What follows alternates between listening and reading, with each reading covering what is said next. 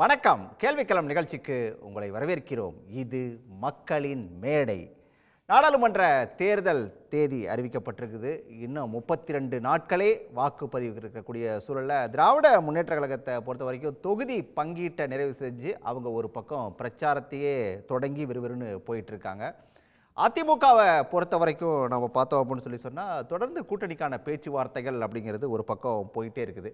பாமகவை பொறுத்த வரைக்கும் தொடர்ந்து இந்த அதிமுகவோட கூட்டணி பேச்சுவார்த்தையே நடத்திக்கிட்டே இருக்காங்க. பாமகவுடைய சட்டமன்ற உறுப்பினர் அருள் எடப்பாடி பழனிசாமியை சந்தித்து கடைசி கட்ட அதாவது இறுதிக்கட்ட பேச்சுவார்த்தையெல்லாம் கூட ஒரு பக்கம் நடத்தியிருக்காரு. அந்த கூட்டணி அப்படிங்கிறது கிட்டத்தட்ட உறுதியாகிருச்சு அப்படிங்கிற தகவல்கள் தான் தொடர்ந்து வெளியாகிட்டு இருக்குது. தேமுதிகவும் கிட்டத்தட்ட அதிமுக பக்கம் போகிறதுக்கான வாய்ப்புகளே அதிகம் இருக்கிறதா சொல்கிறாங்க. இன்னொரு பக்கம் எடுத்துக்கிட்டோன்னா பாஜகவோட சில கட்சிகள் எல்லாமே அவங்களும் கூட்டணி சேர்ந்திருக்காங்க. பாஜக அணியில் பார்த்தோம் அப்படின்னு சொன்னால் தமிழ் மாநில காங்கிரஸ், அமமுக, அதே போல் ஓபிஎஸோட அணி அப்படின்னு சொல்லிட்டு, அதே போல் புதிய நீதி கட்சி, இந்திய ஜனநாயக கட்சின்னு சொல்லிட்டு சின்ன சின்ன கட்சிகள் எல்லாம் பாஜக பக்கம் சேர்ந்து நிற்கிறாங்க.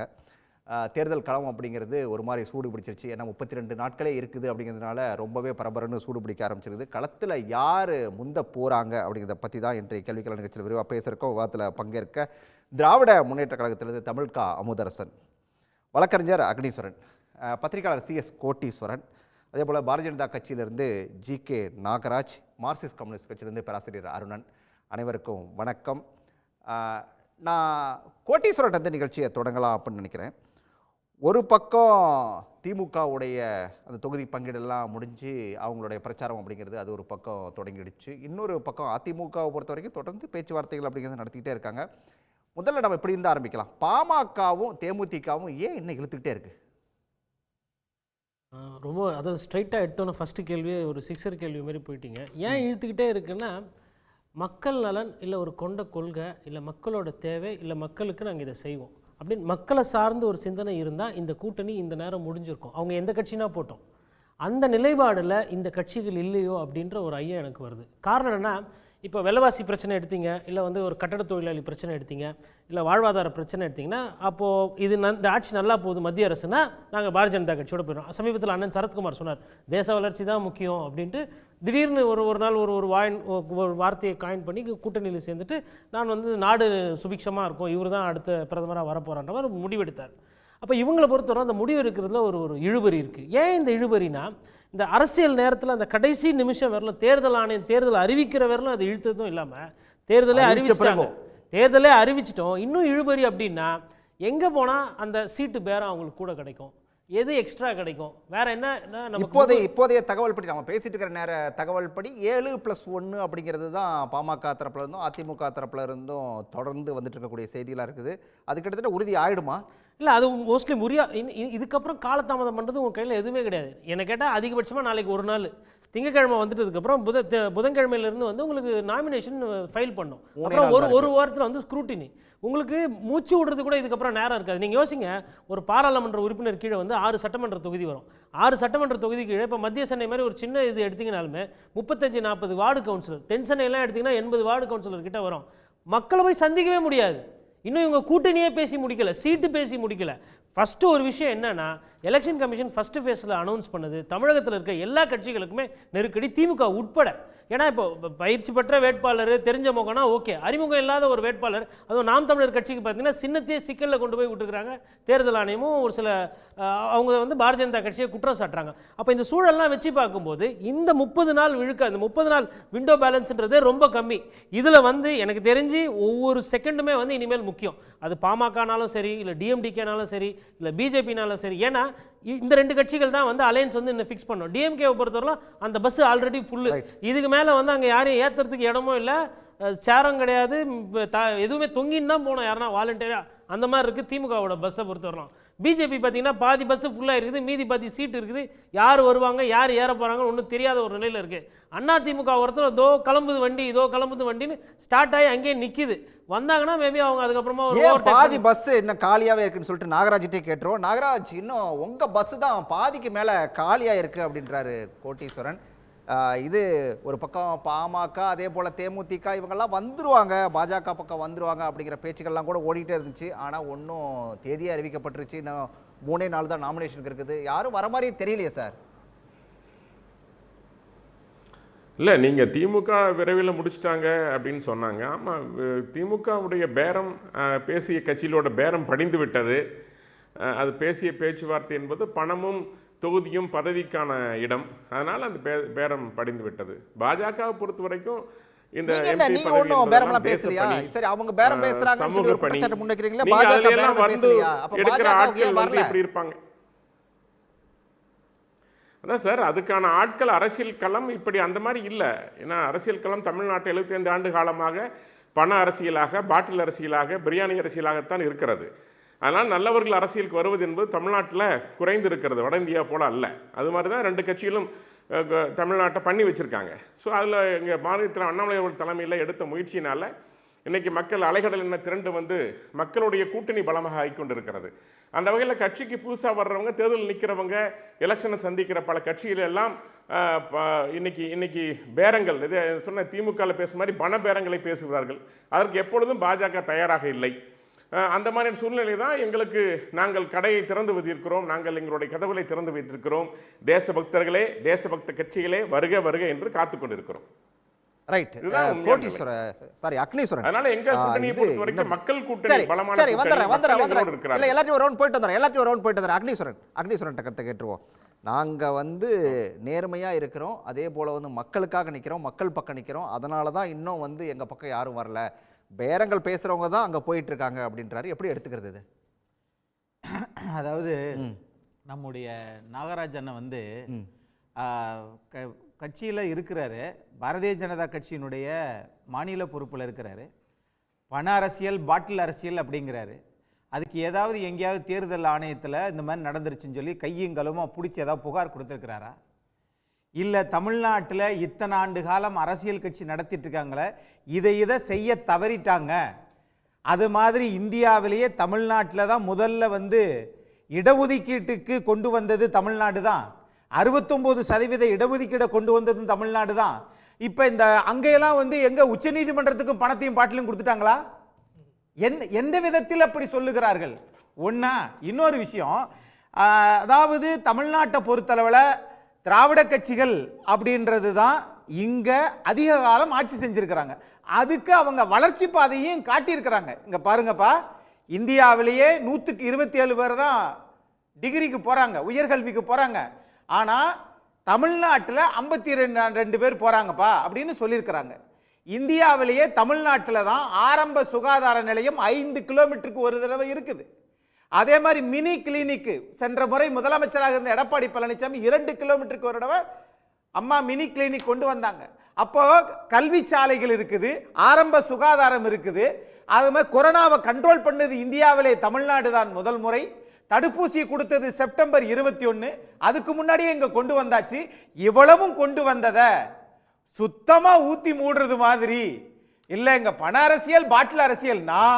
நான் இந்த சன் டிவி வாயிலாக உலகத்தில் இருக்கக்கூடிய அரசியல் ஆர்வலருக்காக கேட்கிறேன், தேர்தல் பத்திரத்தில் தமிழ்நாட்டு கட்சிகள் அதிகமா, பாரதிய ஜனதா அதிகமா? நான் பேராசிரியர் அருணன்ட்ட கேட்கணும்னு நினைக்கிறேன். நான் இப்போ இந்த பக்கம் தமிழ்நாட்டை பொறுத்த வரைக்கும் இந்த அதிமுக கூட்டணி, அதே போல் பாஜக கூட்டணி இறுதியாகிறதுல தாமதம் ஒரு பக்கம். இன்னொரு பக்கம் இந்தியா கூட்டணியை பொறுத்த வரைக்கும் இப்போ கிட்டத்தட்ட பிரச்சாரத்தையும் தொடங்கிட்டாங்க. முதலமைச்சர் மு.க. ஸ்டாலின் மும்பையில் பேசுனது எல்லாத்தையுமே நம்ம கேட்டோம். பாஜகவுடைய பொய் பிரச்சாரத்தை வந்து இந்தியா கூட்டணி முறியடிக்கும், எங்களோட ஒரே ஒரு இலக்கு அப்படிங்கிறது பாஜகவை தோற்கடிக்கிறது மட்டும்தான் அப்படின்னு சொல்லி பேசியிருக்காரு. இது எந்த அளவுக்கு சாத்தியம் அப்படின்னு நினைக்கிறீங்க? தமிழ்நாட்டில் அது ஏற்கனவே சாத்தியமாயிடுச்சு. திமுக கூட்டணி தொகுதி உடன்பாடு எட்டப்பட்டு விட்டு கட்சிகள் வேட்பாளர்கள், எங்கள் கட்சியை பொறுத்தவரையில் வேட்பாளர்களையும் நாங்கள் தேர்வு செய்து அறிவிச்சிட்டோம். அவங்க களத்துக்கு போயாச்சு, மதுரையிலையும் திண்டுக்கல்லையும். இந்த மாதிரி திமுக கூட்டணி அப்படியே கட்டுக்கொலையாமல் இருப்பதை பார்த்து பாஜக காரங்களுக்கு என்ன சொல்கிறது, வயிறு எரியுது. பாருங்கள், இங்கே ஒரு நண்பர் எடுத்த எடுப்பில் எப்படி பேசுகிறாரு, பேரம் படிச்சிருச்சியா திமுக கூட்டணி இல்லை, அதனால தான் உடன்பாடு. அப்போ இங்கே உடன்பாடு ஏற்பட்டால் அதற்கு காரணம் பேரம். இப்போ பாஜக, தமிழ்நாட்டு பாஜகவிலேயே சில கட்சிகளுடன் உடன்பாடு ஏற்கனவே இருக்கே. அவங்கெல்லாம் பிரதமர் மோடி வந்த பொழுது மேடையில் தோன்றாங்களே, அது என்ன? திமுக கூட்டணியில் பேரம்னா அங்கே நடந்தது சோரமா? நான் அப்படி கேட்கவா? என்ன பேச்சு இதெல்லாம்? ஐயா அங்கே கூட்டணி முடிவாயிடுச்சு, நாங்கள் முயற்சி பண்ணிக்கிட்டு இருக்கோம் ஐயா, நாங்களும் கூட்டணி அமைப்போம் அப்படி சொன்னால் பரவாயில்ல. அதுக்கு பதில் என்னென்னமோ பேசுகிறாரு, ரொம்ப வேதனையாக இருக்குது. அப்போ அவங்க விரக்தியின் விளிம்பில் இருக்காங்கன்னு அர்த்தம். அவருடைய பேச்சு அதுதான் காமிக்குது. அதுதான் சொன்னேன், தமிழ்நாட்டில் இந்தியா கூட்டணியுடைய வெற்றி உறுதியாகிவிட்டது இவங்களுடைய விரக்தி பேச்சிலிருந்தே. நீங்கள் இன்னொன்று கவனிக்கணும், இது ஒரு புறம் இருக்குது. அகில இந்திய அளவில் என்ன அப்படின்னு நீங்கள் கேட்டீங்க. இந்த பம்பாய், இந்த மும்பை பொதுக்கூட்டமே அதற்கான ஆதாரம், அதற்கான அருமையான சாட்சியம்ங்கிறேன். எங்கே அகிலேஷ் யாதவ், தேஜஸ்வி யாதவ் அப்படின்னா என்ன அர்த்தம்? உத்தரப்பிரதேசமும் பீகாரும் வந்துருச்சு. கேஜ்ரிவால் வந்திருக்காருன்னா என்ன அர்த்தம்? பஞ்சாப், டெல்லி எல்லாம் வந்துருச்சுன்னு அர்த்தம். ஜம்மு காஷ்மீர்லேருந்து வந்திருக்காங்கன்னா என்ன அர்த்தம்? பொதுவாக இவங்கெல்லாம் காங்கிரஸுடன் இணைய மாட்டாங்க, சேர மாட்டாங்க. இந்தியா கூட்டணியாவது, அதாவது ஒன்றுபட்டு பாஜகவை எதிர்ப்பதாவது என்று கிண்டலும் கேலியும் பேசியவர்கள் இன்னைக்கு என்ன நிலையில் அவங்க இருக்காங்க என்று நான் எண்ணி பார்க்குறேன். இன்றைக்கு அவ்வளோ பேர் வந்து நிற்கிறாங்க ஒரே மேடையில். ஆக இன்றைக்கு வடக்கேயும் வட இந்தியாவிலும் இந்தியா கூட்டணி மிகப்பெரிய ஒரு எழுச்சியை பெற்றிருக்கிறது. அதற்கு மிக முக்கியமான காரணம் ராகுல் காந்தியினுடைய அந்த பயணம். அந்த பயணத்தினுடைய முத்தாய்ப்பில் முதலமைச்சர், தமிழ்நாடு முதலமைச்சர் ரொம்ப கச்சிதமாக பேசியிருக்க. ஐயா நிறைய பிரச்சனைகள் இருக்கலாம், ஆனால் நாம் அனைவரும் இன்றைக்கு ஒன்றுபட்டு இருக்கிறோம். எதற்காக? பாஜகவை வீழ்த்த வேண்டும். காரணம், அவங்க மீண்டும் வந்தால் நாடு நாசமாக போகும். ஏற்கனவே அனைத்து துறைகளிலும் அது எந்த அளவுக்கு சின்னாபின்னமாக்கி வைத்திருக்கிறார்கள் என்பதை சுட்டி காண்பித்து அதை சுருக்கமாக அவர் பேசியிருக்கார். அதனுடைய சாரத்தை எடுத்து சொல்லி, ஆகவே எங்களுடைய நோக்கம் பாஜகவை வீழ்த்துவது, வீழ்த்தி இந்தியா கூட்டணியுடைய ஆட்சியை அங்கே ஒன்றியத்திலே உருவாக்குவது. இதில் ஒரு நல்ல விஷயம் நான் பார்க்குறேன், காங்கிரஸ் வந்து மிக முக்கியமான சில உறுதிமொழிகளையெல்லாம் கொடுத்துக்கிட்டு வருது. நிச்சயமாக அது இந்தியா முழுக்க எடுபடும், அதுவும் குறிப்பாக வடக்கே. இப்போ சமீபத்தில் கூட பாருங்கள், அந்த சாதிவாரி கணக்கெடுப்பை நாங்கள் எடுப்போம். எங்கே சொல்லுங்க மோடிய, இந்துக்களுக்கான கட்சி சாதிவாரி கணக்கெடுப்பு எடுத்தால் எஸ்சி எஸ்டி இந்துக்களுக்கு தானையா ஆதாயம், சாதிவாரி கணக்கெடுப்பு எடுத்தால் ஓபிசி இந்துக்களுக்கு தானையா ஆதாயம். ஏன் எடுக்க மாட்டேங்கிறாரு? அது பேச்சை எடுத்தாலே அவருக்கு பார்த்தீங்கன்னா கோபம். மிக முக்கியமான கேள்வியை முன்னெச்சரிக்கீங்க. நான் வந்து அமுதரசன்ட்டையும் போயிட்டு வந்துடுறேன், நம்ம பேசலாம், தொடர்ந்து பேசலாம். அமுதரசன், இப்போ வந்து தேர்தல் களம் சூடு பிடிச்சிருக்கிற சூழலில் இங்கே வந்து பாஜக எதிர்ப்பு அப்படிங்கிறத கிட்டத்தட்ட இப்போ அதிமுகவும் கையில் எடுத்துருச்சு, பாமகவும் தேமுதிகவும் கிட்டத்தட்ட இப்போதைய சூழல் படி பார்த்தோம் அப்படின்னு சொன்னால் அதிமுக பக்கம் வரதுக்கான வாய்ப்புகளே அதிகம் இருக்கிற மாதிரியும் தெரியுது. இந்த சூழலில் அதிமுக, அவங்க கூட பாமக, தேமுதிக இவங்கெல்லாம் ஒன்று சேர்ந்து நின்னா அது வந்து திமுகவுக்கு ஏதாவது சிக்கலை சவாலை உண்டாக்குமா? அவங்கெல்லாம் ஒன்று சேர்ந்து நின்னா அவங்களுக்கு தான் சிக்கல், எங்களுக்கு என்ன சிக்கல் இருக்குது? அதனால் ஏற்கனவே இப்போ எல்லாம் ஒன்று சேர்ந்து நின்று பார்த்தாங்க, தனித்தனியாக நின்று பார்த்தாங்க, மாஸ்க் மாட்டிட்டு வந்து நின்று பார்த்தாங்க, ஒன்றும் வேலைக்கு ஆகலை. இன்னும் குறிப்பாக அதனால் அவங்க கூட்டணியை அமைக்கிறாங்க இல்லை அமைக்காமல் போகிறாங்க, அதனால் நம்மளுக்கு அதை பற்றி கவலை கிடையாது. கோடீஸ்வரன் சொன்ன மாதிரி எங்கள் பஸ்ஸு கிளம்பி போயிட்டுருக்குது, நாங்கள் we are reaching our destination. அவங்க வந்து இப்போ தான் வந்து பஸ்ஸில் இப்போ தான் வீல் மாட்டிகிட்டு இருக்கிறாங்க, ஸ்டெப்னி தேடிட்டு இருக்கிறாங்க. இல்லை அவங்களே வீலை மாட்டிட்டு இருக்காங்கன்னா பாஜகவுக்கு என்ன சொல்லுவீங்க? பாஜக வந்து பாதையை தேடிட்டு இருக்குது. அவர் சொன்னார்ல பேரம் பேசுறதுன்னு, எனக்கு அது உள்ளபடியே வந்து ரொம்ப பாவம் பரிதாபமாக இருக்குது பாஜகவை பார்த்து. அவர் ஏதோ ரொம்ப ஒரு விரக்தியினுடைய மனப்பான்மையில், ஏன்னா பேரம் பேசுறதுல பிஹெச்டி வச்சு வாங்குற கட்சி எது அப்படின்னா பாஜக தான். அதில் ஃபஸ்ட்டு பிஹெச்டி வாங்கினவரே நம்ம பிரைம் மினிஸ்டர் தான். இந்தியா முழுவதும் 440 எம்எல்ஏக்களை எப்படி நீங்கள் விலைக்கு வாங்கினீங்க? வெத்தலை பாக்கு வச்சு நெத்தியில் பொட்டு வச்சு கூப்பிட்டீங்களா? பேரம் பேசி தானே சந்தி சிரிச்சு நிற்கலையா? இந்தியாவுடைய உச்சநீதிமன்றமே காரி துப்பலையா? என்னையா நடந்துட்டு இருக்குது நாட்டில் அப்படின்னு கேட்கலையா? அப்போ பாஜகவை பொறுத்த வரைக்கும் தமிழ்நாட்டில் அது அதற்கான அந்த வாய்ப்பே கிடையாது அப்படிங்கிறது நமக்கு தெரியும். கடந்த தேர்தலில் கூட அதிமுகவோட கூட்டணி வச்சுக்கிட்டாங்க. அப்படி கூட்டணி வச்சுக்கிட்ட நேரத்தில் கூட எந்த இடத்துலையாவது இந்த இருக்கக்கூடிய பிரைம் மினிஸ்டரோ அவங்க உள்ளாட்சி அமைச்சரோ ஃபோட்டோ வச்சுக்கிட்டாங்களா? அந்த கலர் கட்சியை கூட அழிச்சிட்டு அதிமுக கலரில் தான். அப்போ அதிமுகவினுடைய முதுகுல ஏறி தான் இன்னைக்கு சவாரி பண்ணினாங்க. இன்னைக்கு பாஜக என்ன பண்ணுது, அந்த கட்சியுடைய மாநில தலைவராக ஒன்று போட்டிருக்கிறாங்கல்ல, அவங்களாம் என்ன பண்ணுறாங்க, கையில் டேப் ஒன்று வச்சுக்கிட்டு வந்து அளந்து பாருங்க 56 இன்ச்சு. உண்மையாலுமே 56 இன்ச்சு தான். இந்த சைடு பிடிச்சிங்கன்னா இந்த சைடு இருக்கும் 56 இன்ச்சு இருக்கும். அவ்வளோ பெரிய ஆள் எங்கள் ஆள், வாங்க கூட்டணிக்கு அப்படிங்கிறாங்க. அதெல்லாம் முடியாது, நீ பலூனில் ஊதி பொய்யா காமிக்கிறேன்னு சொல்லிட்டு அது உடைப்பட்ட பலூன். மக்கள் இங்கே வந்து மண் குதிரையை நம்பி ஆற்றுல பயணிக்கிறதுக்கு யாரும் தயாராக இருக்க மாட்டாங்க. அப்படி பார்த்தா வந்து பாஜக விட்டு பிரிஞ்சு நிற்கிறது அப்படிங்கிறது அதிமுகவுக்கு ஒரு பெரிய பலம் தானே சார். பலமாக இருக்கட்டும்ங்கிறேன்.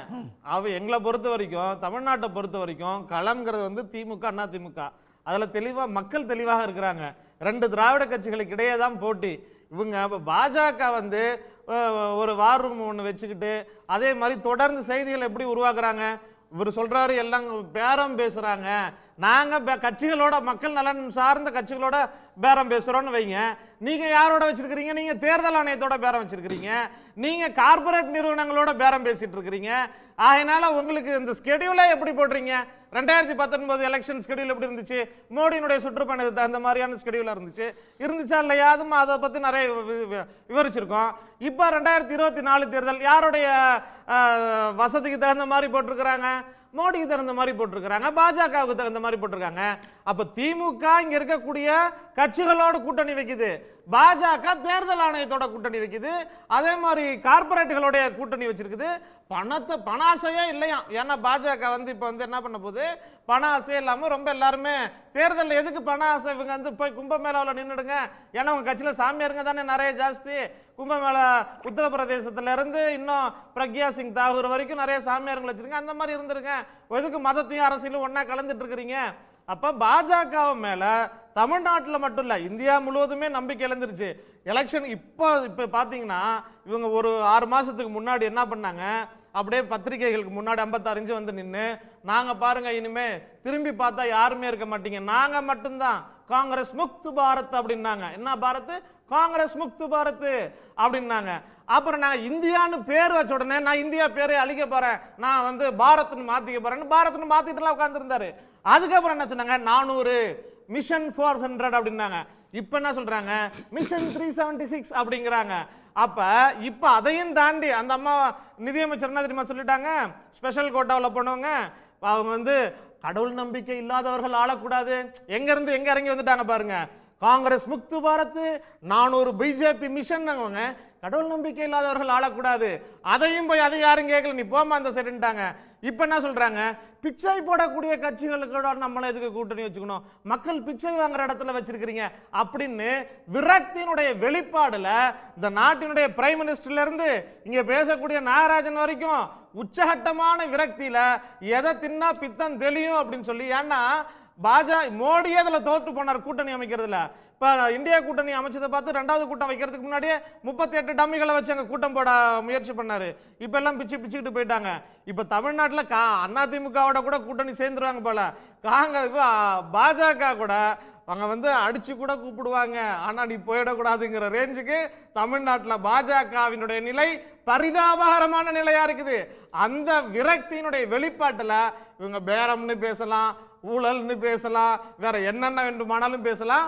அவங்க கிட்ட ஸ்ட்ராங்கா ஒரே ஒரு கூட்டணி இருக்கு, அது தேர்தல் ஆணையம், கார்பரேட்டுகள். ரைட் நாகராஜ் நீங்க தான் பதில் சொல்லணும். பரிதாப நிலையில இருக்குதா தமிழ்நாட்டை பொறுத்த வரைக்கும்? பாஜக ரொம்பவே பரிதாப நிலையில் இருக்குது, விரக்தியோட விளிம்புல தான் எல்லாருமே பேசிட்டு இருக்கீங்கிறாரு அமுதரசன். இல்லை, எனக்கு இப்போ ஒரு ஆச்சரியம், நம்முடைய முதல்வர் அவர்கள் பேசுனதை கேட்டேன், எனக்கு ரொம்ப ஆச்சரியமாக இருந்தது. நான் அவர் ஹிந்தியில் பேசுவேன்னு எதிர்பார்த்தேன். ஏன்னா போன முறை வந்து டிஆர் பால் அவர்கள் ஹிந்தி பேசாததுனால ஹிந்தி படிச்சுக்கணும்னு சொன்னாங்க, நிதிஷ்குமார் சொன்னார். அப்புறம் டிஆர் பால் அவர்கள் ஹிந்தி கற்றுக்கல போல் இருக்கு, ஆனால் நிதிஷ்குமாரே வெளியே போயிட்டார். நீ கூட்டணி பணம் இல்லாமல் போனதுக்கு ஒரு காரணம் திமுகன்னு சொல்லலாம். சனாதனம் குறித்து பேசினாங்க, அது 5 மாநில தேர்தலில் மிகப்பெரிய தோல்வி இந்தியா கூட்டணிக்கு. ஏதோ பேசுறீங்க. இல்லை சொல்கிறேன் நான் இன்னும் சொல்லும் இல்லையா, ஒன்றா சொல்லும்ல, அவர் நிறைய பேசுகிறாங்கல்ல. சமஸ்கிருதத்தில் விவாதிப்போம், அதுக்கு தான் சமஸ்கிருத வாரெல்லாம் உங்க ஆளு ஓடிச்சாரு. 650 கோடி உங்க தலைவரை பேச சொல்லுங்க. உங்க தலைவர் வடக்கு வளருது தெற்கு தேயினாரு, இப்ப வடக்க போய் பேசிட்டு இருக்காரு. வடக்கில் கோச்சுக்க மாட்டாங்களா? யூபி பத்தி பேசுறீங்க, யூபிக்கு வளர்ச்சிங்கிறீங்க, யூபி வளர்றதுக்கு காரணம் அவங்களுடைய உழைப்பு, அவங்களுடைய நல்ல முதலமைச்சர். யூபி வளர்றதுன்னு சொல்லல, காசு வடக்குக்காரன் கோவம் கொடுக்குறீங்கன்னு வராதா? எங்க வளர்ந்திருக்குது? பிரிவினையை பத்தி பேசுறவங்க இந்தியாவுடைய ஒற்றுமையை பத்தி பேசுறதுக்கு என்ன அருகதை இருக்குதுன்னு நான் கேக்குறேன். ஆமாமா, பாகிஸ்தான் கிட்ட நீங்க தான் பிரிச்சு பாத்தீங்க, வடக்கு தெற்கு பிரிச்சீங்க. பாகிஸ்தான் கிட்ட இருந்து இன்னைக்கு இந்தியா கூட்டணியில போய் கூட்டணியில இருந்து கொண்டு பேசிக்கிட்டு பாஜக என்ன பண்ணுது? நீங்க சொன்னதான் நான் கேக்குறேன். வடக்கு வளருது தெற்கு ஏன்னு சொன்னவங்க, வடக்கை பத்தி கவலைப்பட்டவங்க, வடக்கை இழிவாக பேசியவர்கள், வடக்கில் இந்திக்காரர்களை பத்தி பேசியவங்க, இன்னைக்கு நீங்க போய் எங்க மேடையில பேசுறீங்க. எந்த முகத்தோட பேசுறீங்கன்னு நான் கேக்குறேன். நான் இன்னொன்னு கேக்குறேன், வடமாநில இளைஞர்களை பார்த்து பெருமைப்படக்கூட மோடி எதுக்கு தமிழ்நாட்டு இளைஞர்கள்ட்ட வந்து கையேந்தி நிக்கிறாரு? வடமாநில இளைஞர்களை பார்த்து பெருமைப்படுகிறேன். தமிழ்நாட்டில் கையேந்தி நிற்பதற்கு காரணம் இல்ல சொல்றேன், பதில் சொல்றேன். தமிழ்நாட்டின் தேச நலனுக்காக, தமிழ்நாட்டின் வளர்ச்சிக்காக, தமிழ்நாட்டை காப்பாற்றுவதற்காக, கலாச்சாரத்தை காப்பாற்றுவதற்காக 25 மாணவர்கள் செத்து போனாங்க, அதுக்கு வரல. வறுமையில காவிரி வறட்சியில காவிரி விவசாயிகள் செத்து போனாங்க, அதுக்கு வரல. இப்ப பதில் சொல்லட்டும் நாகராஜ். என்ன பதில் சொல்ல விடுங்க சார், பதில் சொல்ல விடுங்க. நீங்க கேட்குற எல்லா கேள்வியும் பதில் சொல்றேன். தமிழ்நாட்டுக்கு மோடி அவர்கள் வருவதற்கு காரணம், தமிழ்நாடு சரியான பாதையில் செல்லவில்லை, எந்த ஒரு மத்திய அரசின் திட்டங்களையும் ஏற்கவில்லை, மசோதாக்களை ஏற்கவில்லை, சட்டங்களை ஏற்கவில்லை, நீட்டை ஏற்கவில்லை, ஆர்டிகல் 370 ஏற்கவில்லை, புதிய கல்விக் கொள்கை ஏற்கவில்லை, அணை பாதுகாப்பு மசோதா ஏற்கவில்லை. இப்படி பல நன்மை பயக்கின்ற திட்டங்களை ஏற்காமல் தமிழ்நாட்டு மக்களை திராவிட முன்னேற்ற கழகம் வஞ்சித்துக் கொண்டிருக்கிறது. அதனால்தான் தமிழ்நாட்டை காப்பாற்ற வேண்டும் என்று எங்க பாரத பிரதமர் அவர்கள் தொடர்ச்சியாக தமிழ்நாட்டுக்கு வந்து கொண்டிருக்கிறார்கள். அவர்தான் பிரதமர். ஆனால் இண்டி கூட்டணிக்கு பிரதமர் யார் என்று சொல்ல முடியுமா? அல்லது அண்ணா திமுக முன்னேற்ற கழகம் இருக்கிறது, அவர்களுக்கு யார் என்று ஒரு பிரதமரை காட்ட முடியுமா? ஆனால் நாங்கள் உறுதியாக சொல்லுகிறோம், பாஜக நம்பிக்கையோடு சொல்லுகிறது, எங்களுடைய பாரத பிரதமர் உலகின் வலிமையான தலைவர், வலிமையான இந்தியாவை படைக்கக்கூடிய தலைவர். சரி கோட்டீஸ்வரன், நாங்கள் வாக்குக்காகலாம் தமிழ்நாட்டுக்கு வரவே இல்லை பிரதமர். அவர் வந்தது அப்படிங்கிறது தமிழ்நாடு மிக மோசமான நிலையில் இருக்குது, அதை சரி பண்ணுறதுக்காக தான் வந்துட்டு இருக்காரு பிரதமர் அடிக்கடி அப்படின்றாரு. இல்லை, இப்போ எப்படி பார்க்குறீங்க நீங்கள்? இப்போ போய் கொண்டிருக்கிற பிரச்சாரம் மோடிக்கு பரிவார், அதாவது இந்த குடும்பம் என் குடும்பம், அது மத்திய அரசு அங்கத்தோட அது பிரச்சாரமாக பார்க்கலாம். மோடியோட குடும்பம் எல்லாமே மோடியோட குடும்பம். இங்கே என்ன ஒரு பிரச்சனைனா, இந்த மோடியோட குடும்பத்தில், அதுவும் குறிப்பாக வட இந்தியாவில் அதிகமாக ஓட்டு போட்ட பீகார், மத்திய பிரதேஷ், உத்தரப்பிரதேஷ், வெஸ்ட் பெங்காலில் ஒரு சில இடத்துல அங்கே பணம் இல்லை அவங்கக்கிட்ட, அந்த இளைஞர்கள்கிட்ட படிப்பு கம்மியாக இருக்குது, வசதி வாய்ப்பு இல்லை, வேலை இல்லை. அதனால் அவங்க என்ன பண்ணுறாங்கன்னா, தென்னிந்தியாவுக்கு அடிக்கடி ரயில் ஏறிடுறாங்க. நீங்கள் கேரளா போய் பாருங்கள், இல்லை ஒரு சம்டைம்ஸ் கோயம்புத்தூர் போய் பாருங்கள், இல்லை நீங்கள் மதுரையில் இறங்கி பாருங்கள், இல்லை சென்னை சென்ட்ரலில் பாருங்கள், எக்மோரில் பாருங்கள், பெரம்பூரில் பாருங்கள். ஒரு நாளைக்கு ரயிலில் வேலை தேடி எவ்வளோ பேர் வராங்க, எவ்வளோ பேர் இங்கே பிழைக்கிறாங்கன்னு பாருங்கள், ஒரிசா உட்பட. எதுக்கு வராங்க? தமிழ்நாட்டில் ஒன்றுமே இல்லைன்னா இங்கே வராங்களா? அங்கே ஒன்றுமே இல்லை, அங்கே படிப்பு கிடையாது, வேலை வாய்ப்பு கிடையாது, ஒரு கூலி 3 வேளை ஒழுங்காக கிடைக்கிறது நிறைய. நீங்கள் அந்த இடத்துலலாம் போய் பார்த்தீங்கன்னா, சாப்பிட்ற சாப்பாடே பார்த்தீங்கன்னா ஒரு ரொட்டி துண்டு, இது ஒரு ரொட்டி, அப்புறம் கொஞ்சம் கிழங்கு இல்லை வெங்காயம், இதை வச்சு 3 வேளை சாப்பிட்டு நிறைய பேர் இங்கே கட்டிட தொழில் வேலை பண்ணிட்டு இருக்காங்க. அப்போது நீங்கள் ஹிந்தி பேசி பெருமை பேசி ஓட்டெல்லாம் வாங்கிக்கிறீங்க, ராமர் பேர் சொல்லிங்க, கிருஷ்ணர் பேர் சொல்லி, ஆனால் அவங்களுக்கு வேலை வாய்ப்பு வரும், அவங்களுக்கு ஒரு 3 வேளை சாப்பாடு, அவங்களுக்கு ஒரு வாழ்வாதாரம்னும் போது அவங்க தென்னிந்தியாவை பார்க்க வேண்டிய சூழ்நிலை. நீங்கள் கர்நாடகா, கேரளா, ஆந்திரா, தமிழ்நாடு இதை எடுத்துட்டிங்கன்னா வளர்ச்சி இங்கே தான் இருக்குது. இதுதான் அறிஞர் அண்ணா அன்றைக்கே சொன்னார். அதெல்லாம் சொல்லிவிட்டு இன்றைக்கி கடைசியில் இவர் பரிவார் சொல்லிட்டு இந்த பரிவாருக்கு வேலை வாய்ப்பு கூட இல்லாத அளவுக்கு பண்ணியிருக்காரு. நீங்கள் போன சுற்றில் ஒரு கேள்வி கேட்டீங்க, முதலமைச்சர் ஸ்டாலின் இது ஆட்சி மாற்றம் வேணும், பிஜேபி அவுட்டு திருப்பி வரும் அப்படின்ற மாதிரி சாத்தியமானு சொல்லிட்டு ஐயா அருணன் கிட்ட கேட்டீங்க. சாத்தியம் இல்லைன்ற கூறுலாம் கிடையாதுங்க, ரொம்ப சாத்தியம். அதாவது தேசிய ஊடகங்கள் குறிப்பாக தென்னிந்தியாவை தவிர்த்து வட இந்தியாவில் வரக்கூடிய ஊடகங்கள் என்ன பண்ணுறாங்கன்னா 300, 350, 400ன்ற மாதிரி பிஜேபிக்காரர்கள் சொல்லக்கூடிய எண்ணிக்கையை சொல்கிறாங்க. இந்த எண்ணிக்கை நீங்கள் இங்கேருந்து பாருங்கள். தென்னிந்தியா 130 சீட்டு, தமிழ்நாடு 40, கேரளா, கர்நாடகா, தெலுங்கானா சேர்த்து 130, இன்னொரு 130 பார்த்தீங்கன்னா மகாராஷ்டிரா, பீகார், வெஸ்ட் பெங்கால், இன்னொரு 54 இமாச்சல், பஞ்சாப், ஹரியானா, டெல்லி, ஜார்க்கண்ட். இந்த இமாச்சல், பஞ்சாப், ஹரியானா, டெல்லி, ஜார்க்கண்டில் கூட்டணி இன்னைக்கு வலுவாக அமைஞ்சிருக்கு. ஆம் ஆத்மி கட்சியோட கூட்டணி சேரவே சேராதுன்னு அண்ணன் அருண் அழகாக சொன்னார். சேரவே சேராது, ஒவ்வாத கூட்டணி, இவங்கெல்லாம் எங்கே சேர்றது, நாங்கள் அங்கே சேர்ந்துட்டாங்க, தலைநகர் டெல்லியில் சேர்ந்துருக்கிறாங்க, தென்னிந்தியாவில் சேர்ந்துருக்கிறாங்க, பலமான கூட்டணி போட்டிருக்கிறாங்க. 130 என்னதான் ஆந்திராலையும் கர்நாடகாலையும் ஜெயிச்சிங்கனாலும் கிட்டத்தட்ட 90லேருந்து 100 சீட்டு காங்கிரஸ் கூட்டணி கட்சிக்கு, அதாவது பிஜேபிக்கு அல்ல, கம்யூனிஸ்ட் ஜெயிச்சாலும் உங்களுக்கு இல்லை, காங்கிரஸ் ஜெயிச்சாலும் உங்களுக்கு இல்லை. அந்த மாதிரி தென்னிந்தியாவில். அதே மாதிரி மகாராஷ்டிரத்தில் இன்றைக்கி பார்க்குறீங்க கூட்டம். வட இந்தியாவில் இன்றைக்கி லைவே போடலைங்க. நிறைய இடத்துல பிரதமர் பேசுகிறார், ஆந்திராவில் எல்லாரும் லைவ் போடுறாங்க, காட்டுறாங்க. நான் என்ன சொல்கிறேன்னா, நான் வந்து ஒரு நியூட்ரலான ஆள், நான் இருக்கிறனோ இல்லையோ, பட் ஆனால் தொழில் தர்மம்னு ஒன்று இருக்குது, எல்லாத்தையும் காட்டணும்ல. ஏன் காட்டல? இன்றைக்கி மகாராஷ்டிரத்தில் சேர்ந்த கூட்டத்தை காட்ட மாட்டேன்றீங்க. அப்போ என்ன அர்த்தம்? அப்போ ஒரு இடன் அஜெண்டா இருக்குது. அதே மாதிரி தேர்தல் ஆணையமும் பாருங்கள், தேதியிலிருந்து வைக்கிறதுலேருந்து ஃபர்ஸ்ட் பால் வந்து எப்பயுமே தமிழ்நாடு மோஸ்ட்லி வச்சதில்லை. அப்போது பிரதமர் அடிக்கடி வந்து போகிறாரு, அடிக்கடி வந்து போகிற ஒரு மாநிலத்துக்கு ஃபஸ்ட்டு தேர்தலை வைக்கிறாங்க. இப்போ இதெல்லாம் ஒரு சந்தேகத்தை இது பண்ணு. இதில் இன்னொன்று முக்கியமான நம்ம சேர்க்க வேண்டியது பார்த்தீங்கன்னா, இந்த மகாராஷ்டிரா, பீகார், வெஸ்ட் பெங்கால்லையும் ஒரு சிறப்பான கூட்டணி போட்டிருக்காங்க. வெஸ்ட் பெங்காலில் கூட்டணி இல்லைன்னு சொல்லுவாங்க. வெஸ்ட் பெங்காலில் கூட்டணி இல்லைன்னா என்ன அர்த்தம்னா, மம்தா பானர்ஜி தானாக ஜெயிச்சாலும் சரி, இல்லை காங்கிரஸ் ஜெயிச்சாலும் சரி, அந்த நம்பர் உங்களுக்கு இல்லை. கடந்த தேர்தலில் ஜெயிச்சா மாதிரி அந்த மாதிரி வெற்றி வாய்ப்பு வராது அப்படின்றது தான் அங்கே காட்டுது. அப்போ பீகாரில் பிரச்சனை இருக்குது, மகாராஷ்டிரத்தில் பிரச்சனை இருக்குது, வெஸ்ட் பெங்காலில் இருக்குது. இதில் நான் உத்தரப்பிரதேசத்தை சேர்க்கவே இல்லை. உத்தரப்பிரதேசத்திலே ஓரளவுக்கு அகிலேஷ் யாதவுக்கு ஒரு எழுச்சி இருக்குது. ஏன்னா இன்றைக்கி பிரதான எதிர்க்கட்சி, வாக்கு விகிதாச்சாரம் 6-7 விழுக்காடு ஏறி இருக்குது. இன்றைக்கி காங்கிரஸ் கட்சிக்கு வந்து விட்டு கொடுத்துட்டு போகிறாங்க அவங்க. சரி 17 சீட்டு நில்லுங்க பார்ப்போம் அப்படின்ற மாதிரி. அப்போ இந்த அணுகுமுறையெல்லாம் பாருங்கள். இப்போ நாளைக்கு ஒரு வாதத்துக்கு சொல்கிறேன், ஒருவேளை அமித்ஷாவை எதிர்த்து ராகுல் காந்தி காந்தி நகரில் போட்டி போடுறாரு, அதே மாதிரி ஜேபி நட்டாவை எதிர்த்து பிரியங்கா காந்தி வந்து போட்டி போடுறாங்க, இவர் பிரதமரை எதிர்த்து வந்து கெஜ்ரிவால் நிற்கிறாருன்னு வச்சுக்கோங்களேன், பேசு பொருளே மாறும். வெற்றி தோல்வின்றது தாண்டி இந்த 3 பேரை நீங்கள் நிறுத்திட்டீங்கனாலுமே இந்த பிரச்சார வியூகம் இருக்குது பாருங்கள், எங்களை அசைக்க முடியாது, யாருமே பண்ண முடியாது, அதுவே வந்து நிற்கும். இங்கே காங்கிரஸோட பிரச்சனை என்னென்னா, நம்ம வெற்றி பெறலாம் அப்படின்ற அந்த எண்ணோட்டத்தில் அவங்களுக்கு சில பல பிரச்சனை இருக்குது. மக்கள் வந்து மாநிலத்தில், நிறைய மாநிலத்தில் பாஜக வேணான்னு சொல்லி ஓட்டு போட்டிருக்காங்க. தெலுங்கானாவில் போட்டாங்க, கர்நாடகாவில் போட்டாங்க, இமாச்சல பிரதேசத்தில் போட்டாங்க, தமிழ்நாட்டில் போட்டிருக்காங்க. இன்னொன்று, இது கடைசியாக இன்னொரு ரொம்ப முக்கியமான செய்தி. இங்கே அண்ணன் அக்னீஸ்வரன் அவங்க இல்லை ஒரு தோழர் அமுதரசன் எடுத்து இங்கே பாருங்க, 2 பேரும் ஒத்துமையாயிட்டாங்க. தேர்தல் தேதி அறிவித்த உடனே பார்த்தீங்கன்னா அக்னீஸ்வரன் வந்து திமுகவை திட்டல, அதே மாதிரி அமுதரசன் பார்த்தீங்கன்னா அண்ணா திமுகவை திட்டல. அப்போ என்ன அர்த்தம்னா, தமிழகம் வந்த உடனே 2 திராவிட கட்சி, நாங்கள் 2 பேரும் அண்ணன் தம்பி, 3வது கட்சியாக உள்ளே வரக்கூடாது அப்படின்றத இங்கே ஒத்துமையாக. இது வந்து இங்கே எப்படி மேடையில் இங்கே நடக்குதோ இதே வந்து தொண்டர்கிட்டே நடக்கும். நீ ஜெயி இல்லை நான் ஜெயிக்கிறேன், வெளியாளுக்கு இங்கே வேலைன்ற மாதிரி அந்த ஒரு மனநிலைக்கு திமுகவும் அதிமுகவும் வந்து விட்டது என்றால், 2019 என்ன கொஸ்டின் பேப்பர் மோடி அவர்கள்னா ஆன்சர் பப்ளிக் எழுதுனாங்க, அதே 2014 எழுதுனாங்க, 2024 மாறும். ஆனால் நாகராஜன் அண்ணனோட நிலைமை வந்து எனக்கு புரியுது. பட் என்ன பிரச்சனைனா, அண்ணாமலை அவர்கள் பாருங்க, கூட கூட்டணியில் வந்துட்டார் ஓபிஎஸ், கூட கூட்டணியில் வந்துட்டார் டிடிவி தினகரன். கன்னியாகுமரி கூட்டத்தில் ஒரு பிரதமர் வரும்போது ஒரு முன்னாள் முதலமைச்சரை எடுத்துன்னு போய் யாருங்க அங்கே நிறுத்தியிருக்கணும்? ஓபிஎஸ் அவர்களை நிறுத்திருக்கணும்ல. அண்ணா நம்ம பிரச்சனை அப்புறம் இருக்கும், நீங்கள் தாமரையில் நில்லுங்க, இல்லை நிற்காம போங்க, நீங்கள் கேட்குற சீட்டு கொடுக்குறோம் கொடுக்கல அதெல்லாம் இருக்குது. கூட்டணியில் வந்துட்டீங்க, பிரதமர் வராரு, நம்மலாம் ஒன்றா இருக்கணும், நீங்கள் இல்லைன்னா பேசு பொருளாகும். டிடிவி தினகரனை போய் இறங்கி வந்து அதெல்லாம் பேசுறது கிடையாது. ஆனால் கட்சி வளர்ந்து விட்டது. முருகன் அவர்களால் இந்த நேரத்தில் நான் அதை சொல்லணும், முருகன் நிறைய நேரத்தில் இழுத்து பேசிக்கிட்டு இருக்கிறதுனால தான் இன்னமும் இழுபறி இருக்குது. இல்லைனா இந்த நேரம் வந்து அதிமுகவோட எல்லாம் போய் சேர்ந்துருப்பாங்க. முருகனோட அணுகுமுறை அவ்வாறு இருக்கிறது. அண்ணாமலை அவர்கள் என்ன நினைக்கிறாரு, நான் வந்து போகிறேன், என்னை பாருங்க, நான் தான் அடுத்த முதலமைச்சர் வந்தேன் அப்படின்ற அந்த தொனினால தான் நிறைய பேர் இந்த கேள்வி அடிக்கடி கேட்குறீங்க, ஏன் பாஜக பஸ்ஸு ஃபுல்லாகலன்னு. பாஜக பஸ்ஸு ஃபுல்லாகாத காரணம் இதுதான். கடைசியில் அவங்களுக்கு என்ன கிடைக்குதுன்னா, ரெஜிஸ்டர்ட் பார்ட்டி, நான் ரெகக்னைஸ்டு பார்ட்டி தான் கிடைக்குது. அதுக்கு என்ன பொருள்னா, அரசியல் ஆணையம் வந்து அங்கீகரிக்காத கட்சி, அதாவது சொந்தமாக சின்னம் இல்லாத கட்சிகள் தான் அவங்க கூட்டணியில் போகிறாங்க. சின்னம் வச்சிருக்கிறவங்க அவங்கக்கிட்ட போகிறது கிடையாது.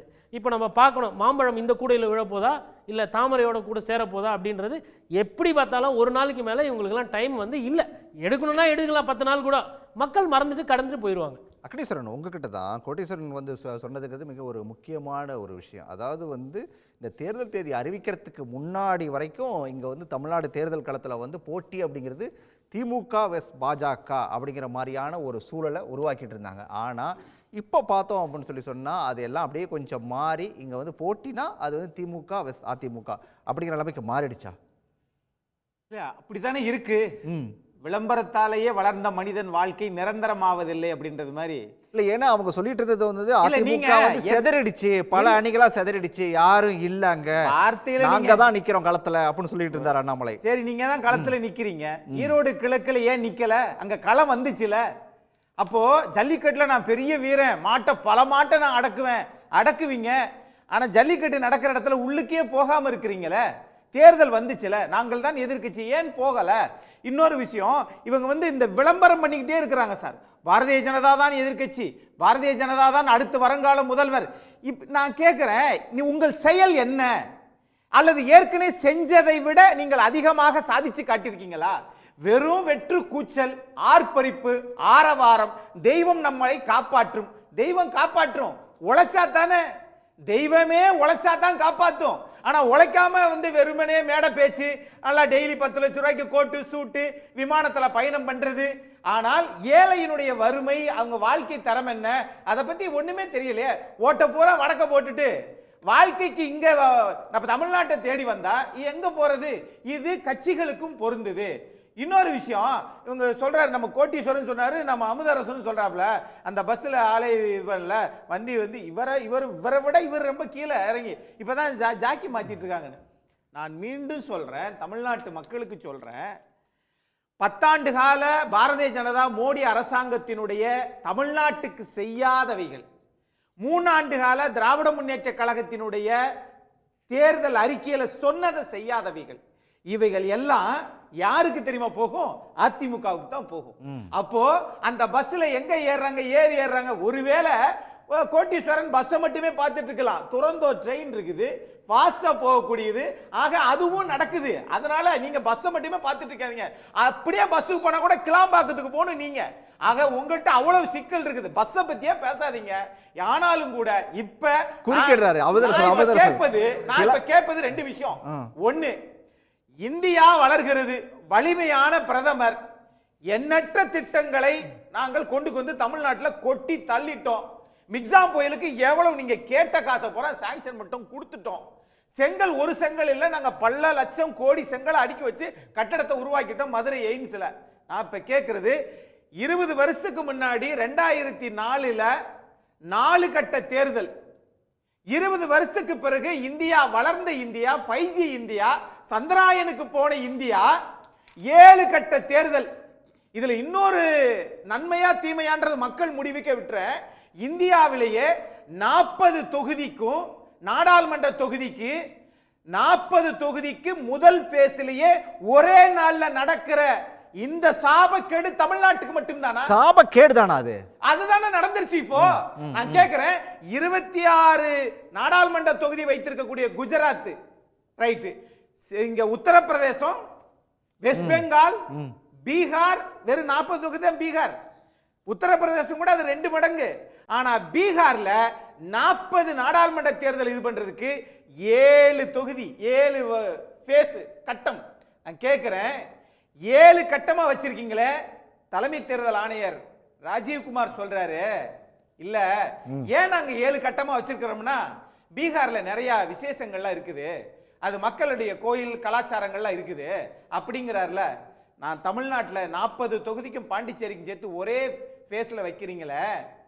ஏப்ரல் 19ஆம் தேதி மதுரை மீனாட்சி அம்மன் கோயில் கள்ளழகர் சொக்கநாதர் அழகர் ஆத்துல இறங்குற இதாச்சு. இப்போ தமிழ்நாடு முதலமைச்சரும் மாண்புமிகு எதிர்க்கட்சி தலைவரும் போய் சொல்லணும் தேர்தல் ஆணையர்கிட்ட, ஏங்க இந்தியாவிலே தமிழ்நாட்டில் தான் 40 தொகுதிக்கு ஒரே தான் வைக்கிறீங்க, அதுவும் தமிழ்நாட்டு கலாச்சாரத்தை பல மாவட்டங்கள் ஒன்று சேரக்கூடிய மதுரை மீனாட்சி அம்மன் கோயில் இருக்கிறது, சரி சீக்கிரம் நடத்துறீங்கல்ல, 40 தொகுதியை ஒரே தேர்தல் ஒரு தடவை நடத்திட்டீங்கல்ல, 1.5 மாசம் எதுக்கு காத்து வச்சிருக்கீங்க? ஏன் ஜூன் மாசம் 1ஆம் தேதி நடத்தி 4ஆம் தேதி கொடுக்கலாமே? அப்போ தமிழ்நாடு மட்டும் அவர்களுக்கு ஏன்டா பிரதமர் அடிக்கடி வந்துட்டு போறாருன்னு பார்த்தேன். இதுக்கு தான் வந்துட்டு போயிருக்கிறாரு. உங்களுக்கு ஒரே பிரச்சாரத்தை அவர் ஸ்டார்ட் பண்ணிட்டாரு முன்னாடியே. அவர் அது மட்டும் இல்ல, இந்த அருண் கோயல், அதே மாதிரி அசோக் லவாசா, இவங்கெல்லாம் அவர்கள் கொடுத்ததை ஏற்றுக்கிறாம வெளியே போயிட்டாங்களோ, இது பாரதிய ஜனதா தயார் பண்ணி கொடுத்ததைத்தான் இவர்கள் கொண்டு வந்திருக்கிறாங்களோ. சார் 2018 இருந்து 2024 வரைக்கும் காஷ்மீர்ல ஒரு சட்டமன்ற தேர்தல் கூட நடத்தல சார். சரி, ஆனா இப்போ அங்க இருக்கிறதே 5 நாடாளுமன்ற உறுப்பினர் 5 கட்டமா நடத்துறாங்க. அப்போ உங்களுடைய நிலைப்பாடு என்னன்னு கேட்டா, எங்க நீங்க பலவீனமா இருக்கீங்களோ அங்க பூரா ஒரே கட்டமா அடிச்சு தூக்கி போடு, மீதி எல்லாத்துக்கும் எது எது நமக்கு தேவையோ அங்கெல்லாம் 7 கட்டம். உத்தரப்பிரதேசம் பலமாக இருக்கிறார்கள் என்று நினைத்துக் கொண்டிருக்கிறார்கள், அங்கு 7 கட்டம். வெஸ்ட் பெங்கால் 7 கட்டம். இந்த நிலை சரியா தவறா? ஆனா தமிழ்நாட்டை பொறுத்தளவில் திமுகவுக்கு அதிமுகவுக்கு முரண்பாடுகள் இருக்கலாம், சில பிரச்சனைகள் இருக்கலாம். ஆனால் பாரதிய ஜனதா தமிழ்நாட்டில் எதிர்க்கட்சி என்று சொல்லுவதற்கு, அப்படி சட்டையை தூக்கிவிட்டு சொல்லுவதற்கு என்ன ஆதாரம்? எத்தனை சட்டமன்ற உறுப்பினர்கள் என்ன செயல் திட்டம் செஞ்சீங்க, இதை தமிழக மக்கள் பார்த்து வாக்களிக்கின்றது என்னுடைய வேண்டுகோள். அருணன் சார், உங்ககிட்ட தான் வந்து அக்னீஸ்வரன் பல விஷயத்த சொன்னாலும் ஒரு விஷயத்தை நான் உங்க முன்னாடி முன்வைக்க விரும்புகிறேன். அதாவது தமிழ்நாட்டை பொறுத்த வரைக்கும் பாஜகவுடைய எதிர்ப்பு வாக்குகள் அப்படிங்கிறது அப்படியே அதிமுகவுக்கு தான் வரும் அப்படிங்கிறத அவர் ரொம்பவே நம்புறாரு. நீங்க நம்புறீங்களா? இல்லை, அதுக்கு முன்பு இங்கே பாஜக நண்பரை நிதிஷ்குமார் பற்றி நினைவுபடுத்தினார். இப்போ தான் ஒரு செய்தி பார்த்துட்டு வர்றேன். நிதிஷ்குமாருடைய கட்சி இந்த முஸ்லீம்களுக்கு எதிரான, இலங்கை தமிழ் இந்துக்களுக்கு எதிரான சிஏஏ சட்டத்தை எதிர்த்து அது பேசியிருக்கு என்று ஒரு செய்தி வந்துக்கிட்டு இருக்கு. ஆக அவங்க கூட்டணிக்குள்ளேயும் இந்த மாதிரியான குழப்பங்கள் இருக்குது என்பதை நான் அவருடைய கவனத்துக்கு கொண்டு வரேன். ஒன்று. ரெண்டாவது, அவர் வரிசையாக அடுக்கி ஐயா தமிழ்நாடு ஒன்றிய அரசுக்கு விரோதமாக அது கொண்டு வர நல்ல திட்டங்களுக்கெல்லாம் எதிராக போயிட்டுருக்கு. அதுக்கு தான், அதனால தான் அடிக்கடி பிரதமர் வர்றாரு தமிழ்நாடுன்னு ஒரு போர்டு போட்டார். ரொம்ப வேடிக்கையாக இருக்குது. ஏங்க அவர் தாங்க 2019 எங்கள் மதுரையில் எய்ம்ஸுக்கு ஒரு செங்கலை வச்சுட்டு போனார். இப்போ 5 வருஷம் ஆச்சு. அதை ஏன் இன்னும் திறக்கலை, ஏன் கட்டி முடிக்கலை? அதை தமிழ்நாடு அரசு எதிர்த்துச்சா? யாரும் எதுக்கலைங்களே. உதாரணத்துக்கு சொல்ல வரே, சும்மா வச்சு நீங்கள் கொண்டு வருகிற சில மோசமான திட்டங்களை எதிர்க்கக்கூடிய உரிமை பாஜக அல்லாத கட்சிகள் ஆளுகிற மாநிலங்களுக்கு உண்டு. அதே மறுப்பது பாசிசத்தன்மை, சர்வாதிகாரம். அதைத்தான் அவர் சொல்கிறாரு. அவங்களுடைய தன்மையை பாருங்க. நிதியமைச்சர் பேசுகிறாங்க என்னன்னா, ஏங்க இந்த மாதிரி வெள்ளம் மழையெல்லாம் வந்தால் 500 1000 பிச்சை போடுறாங்கன்னு. ஒரு நிதியமைச்சர் இப்படி பேசலாங்களா? ராஜா, ஒரு குறுக்கீடுக்கு மன்னிக்கணும் பேசுகிறாங்க. வெள்ளம் மழை. ப்ரொஃபசர் நாகராஜ் ஏதோ உங்களை குறுக்கிட்டாரு. பாஜகவுடைய நாகராஜ் உங்ககிட்ட ஒரே ஒரு கேள்வி கேட்கணுமா?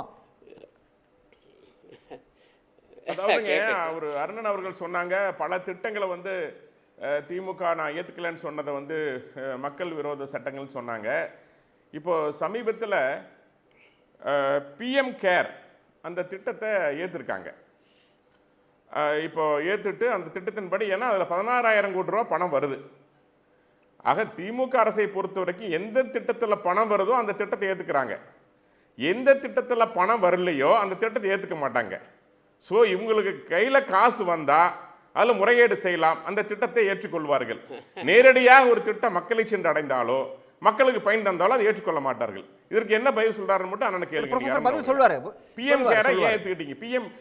நீங்க பிஎம் ஸ்ரீநிதி அந்த திட்டம் இருக்குங்களா, நம்ம பிரதமருடைய திட்டம் பிஎம் ஸ்ரீ அவங்க திட்டத்துக்கு பேரடாச்சு. அவங்க இல்லைங்கய்யா, பிஎம் ஸ்ரீ திட்டம் பற்றி நீங்க ரொம்ப அழுத்தம் கொடுக்குறீங்க. அது பற்றி ஆராய்வதற்காக ஒரு குழு போட போறோம், ஏன்னா அதுக்கு ஒப்பந்தம் செய்ய வேண்டியிருக்கு என்று கல்வி அமைச்சர் சொன்னதை நானும் கேட்டேன். இப்போ நீங்கள் தான் சொன்னீங்க நான் கொண்டு வர திட்டத்தை பூரா எதுக்குதுன்னு. இப்போ நீங்களே அதில் பாருங்க ஒரு திட்டத்தை ஆதரிக்கிறாங்க. இது உங்களுக்கு எதிராக நீங்கள் கோல் போட்டுக்கிட்டு இருக்கீங்க மிஸ்டர் நாகராஜன். எல்லா திட்டத்திலையும் பணம் திட்டத்தில் மற்ற எந்த திட்டங்கள்லையும் வருமானம் இல்லை அரசுக்கு, மக்களுக்கு நன்மை. எந்த திட்டங்கள்ல திமுக அரசுக்கு நன்மை இருக்கிறதோ, மத்திய அரசிலிருந்து நிதி வருகிறதோ அந்த திட்டத்தை திமுக அரசு ஏற்றுக்கொள்கிறது. என்ன செய்யுது? முறையீடு செய்வதற்கு பணம் தேவை.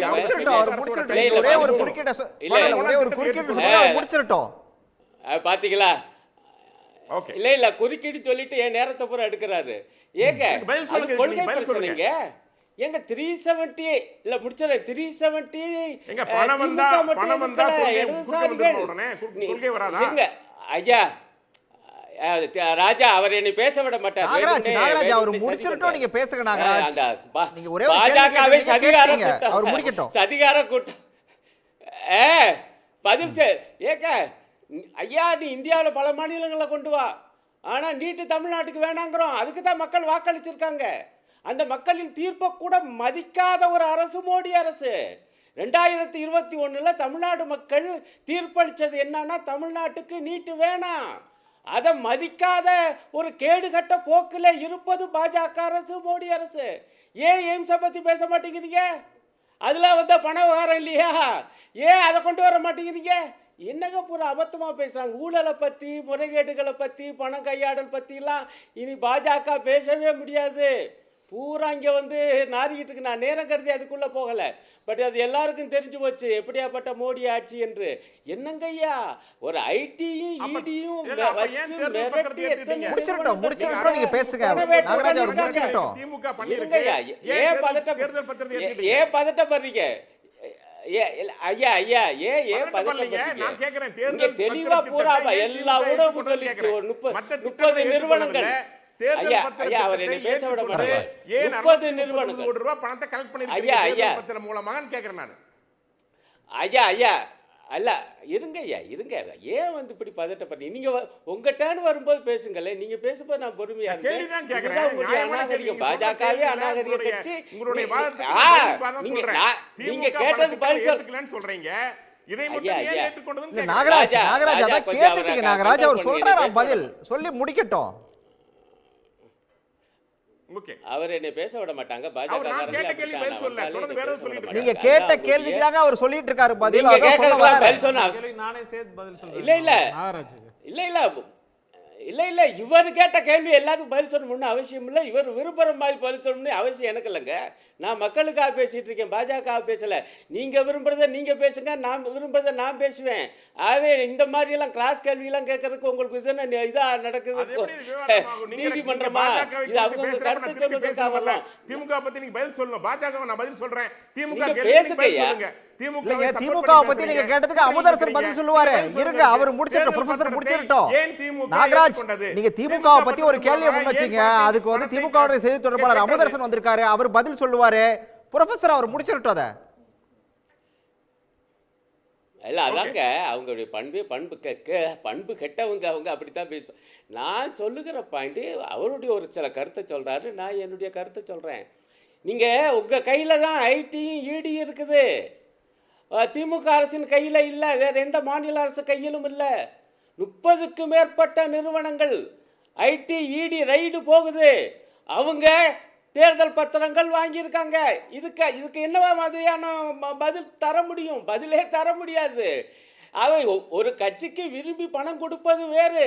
ஆனா ஐடி இடியை மிரட்டி பணம் வாங்குவது என்பது ஐடி இடியை அடியாட்களாக பயன்படுத்தி பாஜக கட்சிக்கு பண வேட்டை நிதி வேட்டை பண்ணுன கேடு கட்ட ஆட்சி மோடியினுடைய ஆட்சி. இதுக்கெல்லாம் பதில் சொல்ல உங்களால முடியாது. ராஜா நான் உங்க கேட்ட முடிச்சிட்டு சார். இல்ல நாகராஜ் சார் நீங்க பதில் சொல்லுங்க. அவர் முடிச்சிட்டோம். ஒரே ஒரு நிமிடம் தான் இருக்குது. அவர் கொடுங்க. அவர் முடிச்சிட்டோம். அவர் முடிச்சிட்டு சொல்லுங்க. அப்புறமேல் ஏக உங்க ரவுண்ட் வரும்போது பேசுங்களேன். ஏக இவ்வளவு பதட்டம். இப்ப நீங்க கேட்ட கேள்விக்கு வர்றேன். இப்ப அதிமுக ஒரு கூட்டணி புரியுது வந்துடுறேன். இருக்கட்டும். உங்க லட்சணம் தான் பார்த்தேன். எடுப்புல பேரம்னு சொன்ன உங்க லட்சணத்தை தான் கேட்டுட்டு தான் நான் பேசுறேன்.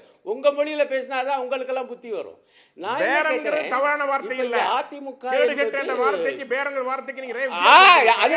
எப்படி ஒரு கூட்டணி ஐயா கூட்டணி அமைக்கிறத பேரம்னு சொல்ற இந்த மாதிரி மிக மோசமான வார்த்தையெல்லாம் நான் இது வரைக்கும் கேட்டது. வெளியே வந்து சொல்றாங்க பணமும் தொகுதியும் பேசி முடிக்கப்படவில்லை என்று சொன்னாங்க. இல்ல சார் சொல்லல தவறானதை பதிவு பண்ண வேண்டாம்.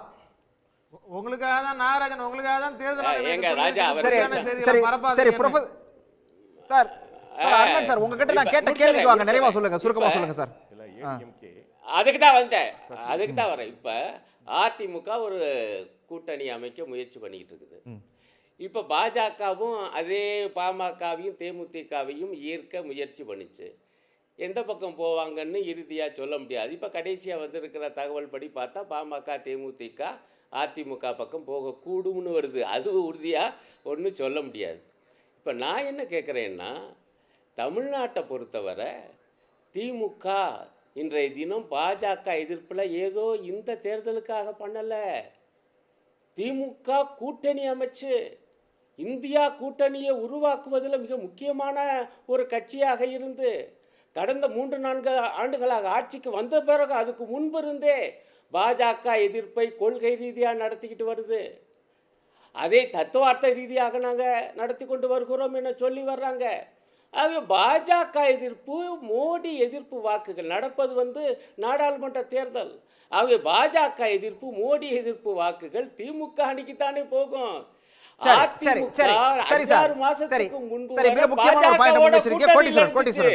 அது எல்லாருக்கும் தெரியுமே. ரைட். பாஜகவுடைய எதிர்ப்பு வாக்குகள் எங்களுக்கு தான் வருங்கிற பார்வையை அக்னி முன் வச்சாரு. பேராசிரியர் சொல்லும்போது அது திமுகவுக்கு வரதுக்கான வாய்ப்புகள் தான் அதிகன்றாரு. நீங்கள் எப்படி பார்க்குறீங்க? உங்களோட பார்வை இதில் என்ன? பொதுவாக பார்த்தீங்கன்னா சட்டமன்ற தேர்தலுக்கு 76% ஓட்டு பதிவாகும். பாராளுமன்றம்னு வரும்போது 72லேருந்து 74. இந்த 74ல் பார்த்தீங்கன்னா 55 விழுக்காடு திராவிட கட்சிகளுக்கு தான் எப்பயுமே வாக்கு கிடச்சிருக்கு. இது கடந்த 30 வருஷ அரசியல் வரலாறு நான் இப்போ சொல்கிறேன். இது இருக்கிற records as per Election Commission of India. இதில் என்ன பார்க்குறோன்னா, திமுக எதிர்ப்பு ஓட்டு என்பது எப்பொழுதுமே அதிமுக கிடைக்கும். திமுக தப்பு செஞ்சால் அதனால் பயன் அதிமுகவுக்கு. பாரதிய ஜனதா கட்சி தப்பு செஞ்சதுன்னா அதனால் பலன் திமுகவுக்கு. அதனால தான் நீங்கள் பாருங்கள், 2014 பேட்டர்ன் பாருங்கள், 2019 பேட்டர்ன் பாருங்கள். ரெண்டுத்துலையுமே பிஜேபிக்கு வாஷ் அவுட்டு. 2019 ஒரு சீட்டு கிடச்சிது. என்ன அர்த்தம் அப்படின்னா, மாநில கட்சிகளை நம்புற ஒரு சூழ்நிலை இருக்குது. அப்போ மத்திய ஆட்சி மீது அவங்களுக்கு அதிருப்தி இருக்குது. யாருக்கு? இங்கே இருக்கக்கூடிய தமிழக வாக்காளர்களுக்கு. அந்த அதிருப்தி என்பது மாநில கட்சிகளுக்கு கிடைக்குது. ஒரு காலத்தில் அது அதிமுக கிடச்சிது, ஒரு காலத்தில் அது திமுக கிடச்சிது. அப்போ இந்த சைக்கிள் எப்படின்னு பார்த்தீங்கன்னா, ஸ்டேட் கவர்மெண்ட்டோட எதிர்ப்புன்றது எதிர்கட்சிக்கு போகும். மத்தியில் இருக்கக்கூடிய ஆட்சியை யார் அதிகமாக எதிர்க்கிறாங்களோ அவங்களுக்கு வரும். அப்போ பிஜேபியோட ஆன்டி ஓட்டு டிஎம்கேக்கும், டிஎம்கே பண்ணுற தப்புனுடைய ஆன்டி ஓட்டு ஏடிஎம்கேக்கும் போது இந்த பேட்டர்ன் தான் கண்டினியூ ஆகிட்டு இருக்கு. இந்த பேட்டர்ன் மாறுற மாதிரி இல்லை. இன்னொன்று, அண்ணன் நாகராஜனுக்கு ஒரு சின்ன கோரிக்கை, அவர் இது செஞ்சு கொடுக்கணும் தமிழக மக்கள் நலன் கருதி. காரணம்னா பிஜேபி வளர்கிறது, அதில் டவுட் இல்லை. அண்ணாமலை அவர்கள் தரல. விளவங்கோடு சட்டமன்ற தொகுதி இடைத்தேர்தல் வருது. 2026க்கு பிஜேபி நாங்கள் ஜெயிப்போம், நாங்கள் தான் முதலமைச்சர்ன்றாங்க. ஏன் 2026 வரல வெயிட் பண்ணுவோம்? இப்போயே பை எலெக்ஷன் சகோதரி விஜயதாரணி தான் ரிசைன் பண்ணியிருக்காங்க. அவங்க திருப்பி நிற்க போகிறது இல்லை. அப்போ அண்ணாமலை அவர்களுக்கு கன்னியாகுமரி வசதியாக ஒரு நல்ல தொகுதி தான் அது பிஜேபிக்கு. அங்கேயே நின்று இப்போவே ஆரம்பிக்கலாமே. நன்றே செய், இன்றே செய், இனிதே செய். ஏன்னா நீங்கள் வளர்ந்துட்டீங்க, அதிமுகவோட முன்னாடி போயிட்டீங்க, எதிர்கட்சி நீங்கள் தான் அப்படின்னும்போது இப்போவே சட்டமன்றத்துக்கு போனால் திமுக முதலமைச்சர் ஸ்டாலின் அவர்களை எதிர்த்து கேட்கலாம்ல, கேள்வி கேட்கலாம்ல அண்ணாமலை. அதனால் அந்த கோரிக்கையை மக்கள் ரீதியாக இதை நான் வைக்கிறேன். இப்போ தெரிஞ்சிடும் என்ன ஏது, யார் யாருக்கு எவ்வளோ வாக்கு அப்படின்றது. Right right sir. நிறைவா உங்களோட பார்வை. அமுதர் சார் உங்கள்கிட்ட தான். அதாவது தமிழ்நாடு அரசு பணம் வர்ற திட்டங்களை தான் ஆதரிக்குது. நீங்க முதல்ல எந்த திட்டத்துக்கு தமிழ்நாட்டுக்கு பணம் கொடுத்துருக்கிறீங்க? முதல் கேள்வி. ரெண்டாவது, பாஜகவோட உறவு வச்சுக்கிறதுக்கு நின்ன மாமனா மச்சானா அப்படிங்கிற டயலாக் தான் ஞாபகத்துக்கு வருது. பாஜக என்ன பண்ணிருக்குதுன்னா, இந்த ஆயுஷ்மான் பாரத், பிரதான் மந்திரி ஜன் ஆரோக்கிய ஜன் தன் அப்படின்னு ஒரு திட்டம் வருது. அதுல என்ன பண்ணிருக்கிறாங்க அப்படின்னா, அந்த ஜன் தன் ஆரோக்கியத்துலலாம் செத்து போன பணத்தை காமிச்சு ஊழல் பண்ணிருக்குது பாஜக. இன்னொன்னு அவர் வாய் தவறதுல ஒரு திட்டம் சொன்னார், பிஎம் கேர்னு. அந்த பிஎம் கேர்ல அது பிளாக் ஹோல் மாதிரி, பிளாக் ஹோல் தியரி என்ன நடக்குதுன்னே தெரியாது. அந்த மாதிரி மோடியோடது black hole theory, PM care fund. எல்லா மக்களும் எல்லாரும் காசை கொட்டுங்க அப்படின்னாரு. கொட்டினோடனே டக்குன்னு அபுல் குஹும் மூடிச்சு கொகை. இன்னைக்கு வரைக்கும் மக்கள் யார் எவ்வளவு செலவு பண்ணியிருக்கிறாங்க, எவ்வளவு கொடுத்துருக்குறாங்க எதுவும் தெரியாது. அதை பத்தி கேள்வியும் கேட்க முடியாது அப்படிங்குது. ரெண்டாவது, பாஜக பண ஆசையே இல்லாத கட்சி. அதனாலதான் இந்த நம்ம ஊர்ல பழமொழி சொல்லுவாங்க, யானை வரும் பின்னே மணி ஓசை வரும் முன்னே அப்படின்னு. இப்ப மோடி என்ன பண்ணிருக்கிறாரு, இடி வரும் முன்னே பின்னாடி பத்திரம் வரும் பின்னே அப்படின்னு சொல்லி எல்லாத்துட்டையும் ஒண்ணும் இல்லை. இங்க இருந்து எம்ஆர்சி நகர்ல இருந்து நான் வேலைச்சேரி போறேன், என் பாக்கெட்ல இருக்கிற காசை ஒருத்தன் அடிச்சுட்டான்னு வைங்க, அதுக்கு என்ன சொல்லுவீங்க? பிக் பாக்கெட், திருட்டுன்னு சொல்லுவீங்க. இன்னைக்கு என்னுடைய அனுமதி இல்லாம உழைக்கக்கூடிய மக்களினுடைய வரி பணத்தை, உழைப்ப ஜிஎஸ்டி முறையில திருடிட்டு இருக்கிறீங்களே, அதுக்கு என்ன பேரு? இன்னைக்கு இடி ஐடி எல்லாம் காமிச்சு இன்னைக்கு கத்தி முனையில் மிரட்டல், துப்பாக்கி முனையில் மிரட்டல், கொள்ளைன்னு இருந்துச்சு. இன்னைக்கு இடி முனையில் மிரட்டல், ஐடிஐ வைத்து மிரட்டல். இன்னைக்கு படிகேவலமாக முன்னாள் பிரைம் மினிஸ்டர் மன்மோகன் சிங் சொன்னாரு, organised loot and legalised plunder அப்படின்னாரு. இப்ப அந்த வேலையை மோடி மிக சிறப்பா பண்ணிட்டு இருக்கிறாரு. செத்த பணத்துல இருந்து, மக்களுக்கு அறிவிக்கக்கூடிய திட்டங்கள்ல இருந்து சிம்பத்தி, அப்படியே டிவி முன்னாடி கண்ணீர் விட்டு கதறினாரு.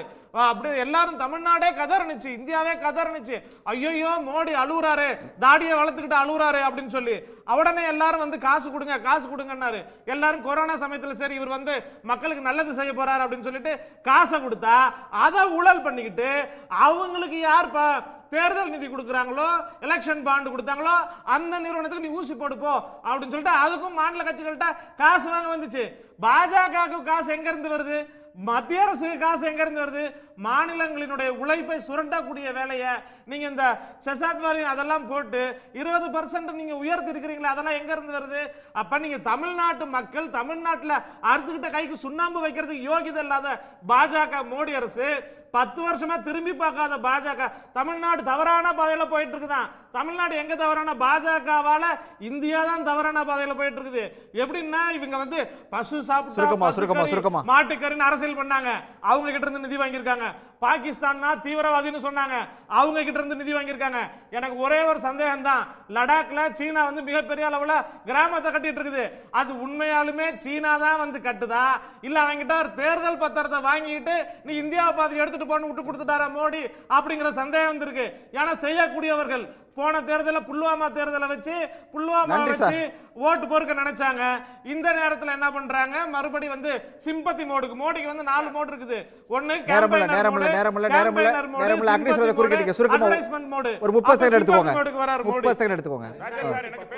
திமுக வாங்கிய வாக்குகள் 53%, அதிமுக வாங்கிய வாக்குகள் 30%.